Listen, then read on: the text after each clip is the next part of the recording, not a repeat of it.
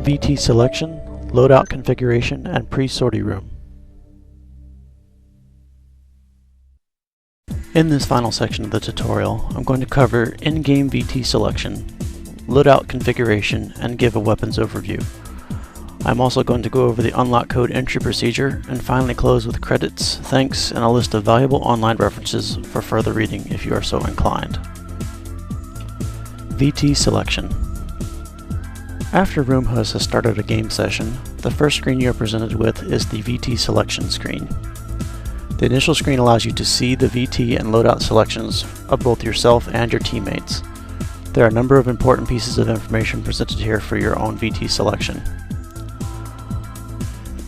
The bottom right panel of the page shows the sortie information, some of which is confusing due to the carryover of campaign elements to the remaining free mission mode. The quantity display is shown as QTY. In campaign mode, this number signifies the number of available VTs of the selected model that you owned in your hangar. Since there is no hangar limitation in free mission, the number is always 99. The sortie cost section shows the sortie cost setting of the session as set by the room host and what your current VT selection would cost if you were to bring in all of your available sorties. The VT count field shows the number of selected and maximum possible number of sorties for a selected VT. This number can be changed using up-down on the D-pad of a standard Xbox controller or up-down via the thumb hat control on the left stick of the Steel Battalion controller. Be sure to not accidentally change this setting when scrolling through the VT selections. At the very bottom of the screen, the VT name, class, and generation are shown. This information, along with the cost value, are very important when playing with specific VT and point setting limitations. For example, if the session host calls for a rule of 40 points and under, this means that you may only select VTs that have a sortie cost of 40 or below. So be sure to confirm the point value of your VT that you want to choose before confirming your selection.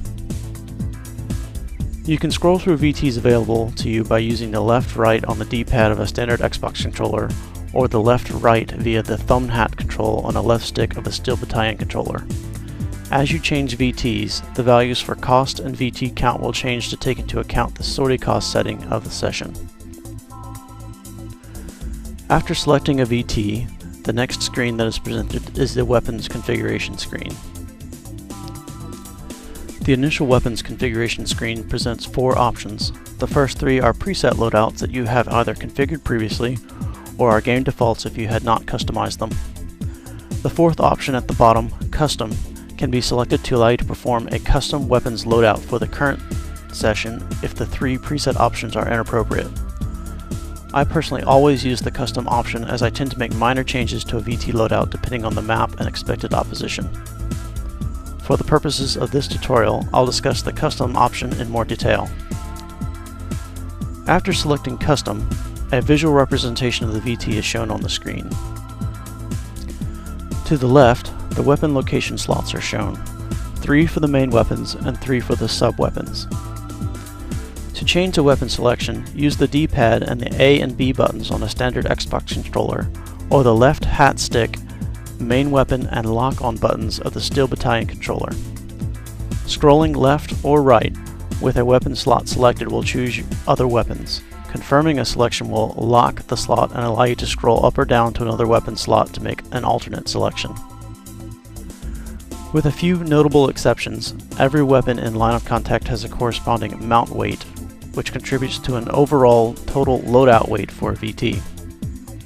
More powerful weapons tend to have a greater weight. VTs have both a standard and maximum weight capacity rating. The standard weight setting indicates the loadout weight at which a VT will perform to its specifications. Exceeding this weight rating will make the VT over standard, signified on the display as STD OVR. When a VT is fielded with a loadout that is standard over, the VT will perform below its standard operating capacity. It will turn slower, accelerate slower, and be much more prone to tipping over. Exceeding the maximum weight capacity will result in a VT loadout which cannot be saved or fielded. This is displayed as max OVR. In addition to weaponry loadout, all VTs can mount at least one additional fuel tank depending on the VT type. Fuel tanks weigh 2 units and contribute to the overall loadout weight of the VT. It should be noted that some weapons are permanently mounted to certain VT types and cannot be unselected. These weapons do not count towards the total VT weight rating. The interface will indicate fixed mount weapons with the icon shown. Certain sub-weapons require specific shoulder mount points on VTs. Due to this, only 2 of these type sub-weapons can be mounted on a VT at any one time. Attempting to mount a third weapon of this type will result in an error message of Mount OVR, and the configuration cannot be saved or fielded.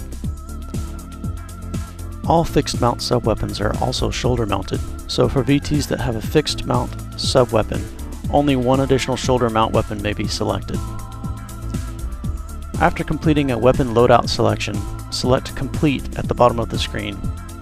You will be taken to the final page of the pre-sorting process where you can preview the map and discuss strategy with your teammates. Although no one weapon loadout will work for every VT all of the time, certain weapons are certainly more effective than others. If in doubt, ask your teammates for advice in selecting your weapon loadout before you choose Complete or select one of the 3 preset loadouts.